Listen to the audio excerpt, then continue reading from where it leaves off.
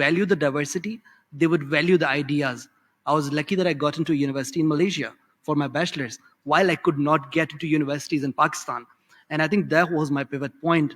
And not just the education outside, but I think more importantly, it was the extracurricular activities. So I knew I still don't claim that I'm academically inclined.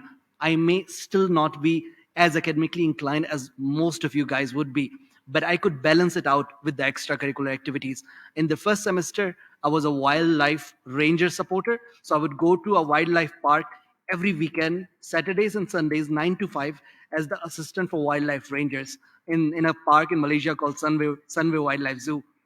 The next semester, I was teaching kids from Myanmar who were Burmese kids, the refugees. I think all of this taught me what can I do, what is my calling, and I knew my calling is I work with people. I'm really good.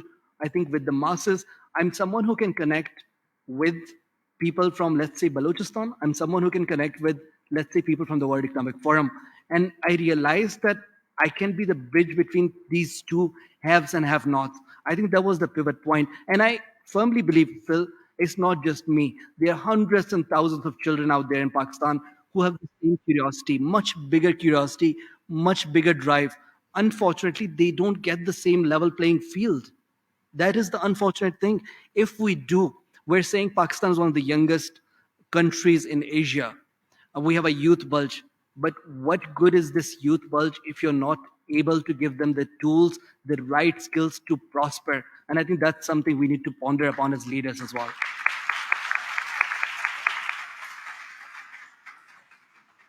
As you said, what I attempt to do is extract key points from all of this. So you talked about your skill with people, that's something that you discovered and that you've capitalized on.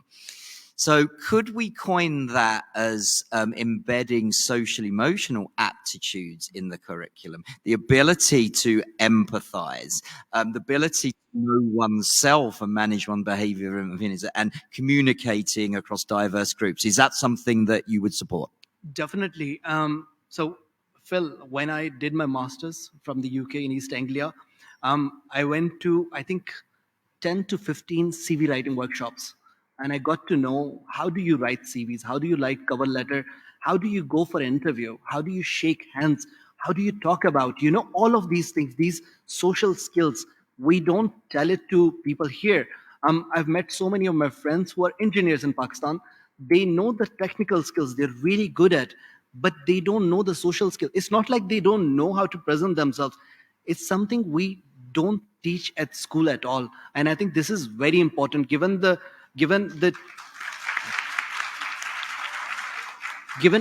how fast the world is changing. We're moving to AI, we're moving to changes every week, not months or years. Every week there's a new software coming in, there's a new tool coming in. We're talking to AI avatars every day. I think this is a tipping point for us to be to do what the humans do best. It's emotional. This is something I believe AI cannot capture. Thank you so much. Perfect. I'm going to check the time.